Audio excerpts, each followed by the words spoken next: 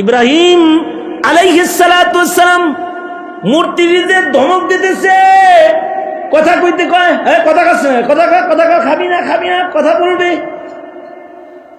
কথা কি শুনবে, কথা কি দেখবে? মূর্তি তো দেখে না, মূর্তি শুনে না, কিন্তু তোমার আমার রব কি এরকম?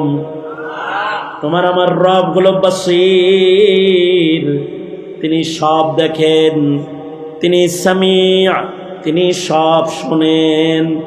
সাগরের অতল গহীনে যে প্রাণীটা আল্লাহকে ডাকে, আল্লাহ তাআলা সে ডাক শোনেন। কালো পাথরে, কালো রাত্রিতে, কালো পিপিলিকা কালো পায়ে হাঁটে, সেটাও আল্লাহ দেখেন।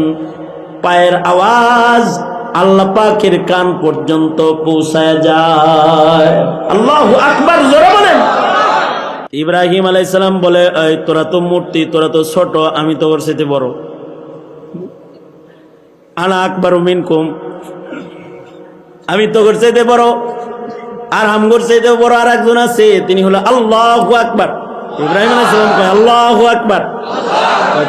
তোরা যেহেতু শোনস না, তোরা যেহেতু দেখোস না, তোরা যেহেতু খাস না, তোর থাকার দরকার নাই, জায়গা আজকে বিশেষ। ঘাড়ে যে কোরাল ছিল এটা দিয়ে একটা একটা করে পা আর হাত কাটা শুরু করছে। মূর্তি সবগুলারে ভাঙ্গা কাটটা কুটটা বড় যেটা আছে ওটার গলার ভিতরে কোরাল ঝুলায় রাখছে।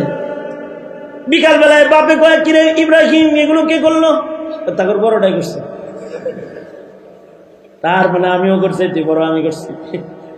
খবরটা যখন ছড়ায় পড়ছে, এই ইব্রাহিম মূর্তি ভেঙেছে, সারা দুনিয়ার থেকে যারা মূর্তি পূজক তারা চিঠি লিখেছে নমরুদের কাছে যে দৃষ্টান্তমূলক শাস্তি দিন।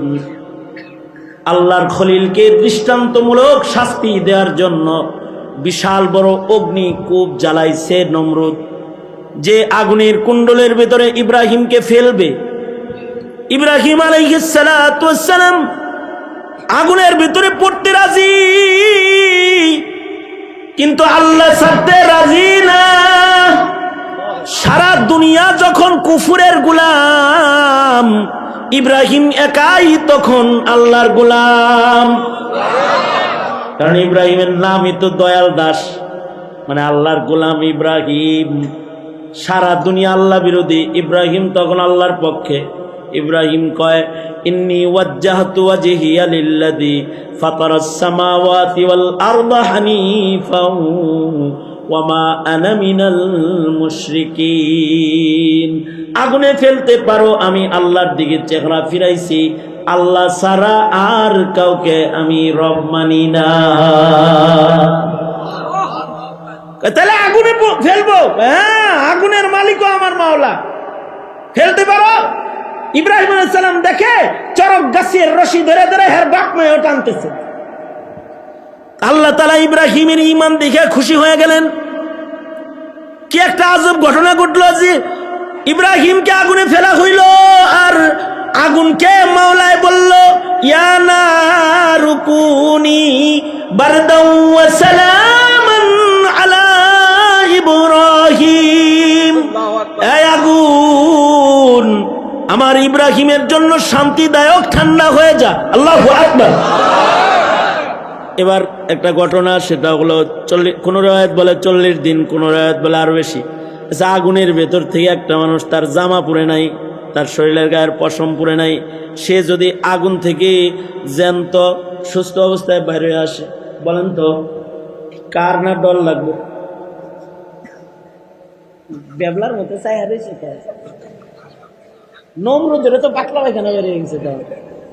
নমরুদ তখন চিন্তা করতেছে, ইব্রাহিমের খোদা ওরে এত আদর করে, আমার জ্বালার না আগুনে ওরে পড়ে না। এখন যদি আমি ওর দিকে তাকাইছি, তাহলে আগুন যদি আমার দিকে তাকায়, তাহলে আমি নাই। আগুন যদি আমার পিছনে আসে, আমি যাবো কই? এবার নমরুদ তো ফুল স্টপ হয়ে গেছে, নমরুদের আর কোনো নড়াচড়া নাই। নমরুদ ইব্রাহিম আলাইহিস সালাতু ওয়াস সালামকে এবার খালি সালাম আলখি দেয়, কিন্তু নমরুদ একটা কূটকৌশল আটলো, সেটা হলো ইব্রাহিমকে তো কিছু বলা যাবে না, ওর খোদা আমাগরে ধরলে আমাগর কাম সারা। তাই আমরা কি করতে পারি? আমরা মানুষদেরকে কন্ট্রোল করব। মানুষ কেউ যদি ইব্রাহিমের কাছে যায় তাহলে তাকে জঙ্গি মামলা দিয়া জেলে ঢুকাই দেব।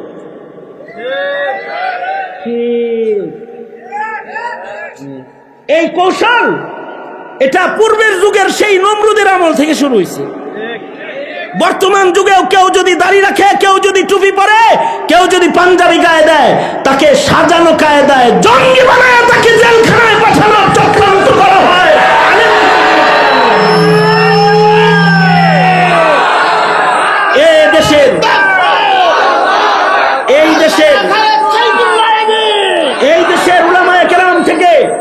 এই দেশের উলামায়ে কেরাম থেকে ইব্রাহিম থেকে দূরে সরানোর জন্য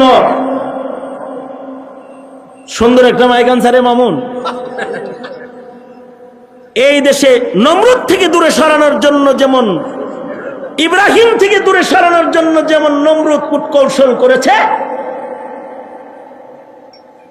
বর্তমান যুগেও আলেম থেকে দূরে সরানোর জন্য অনেক কূটকৌশল চলছে।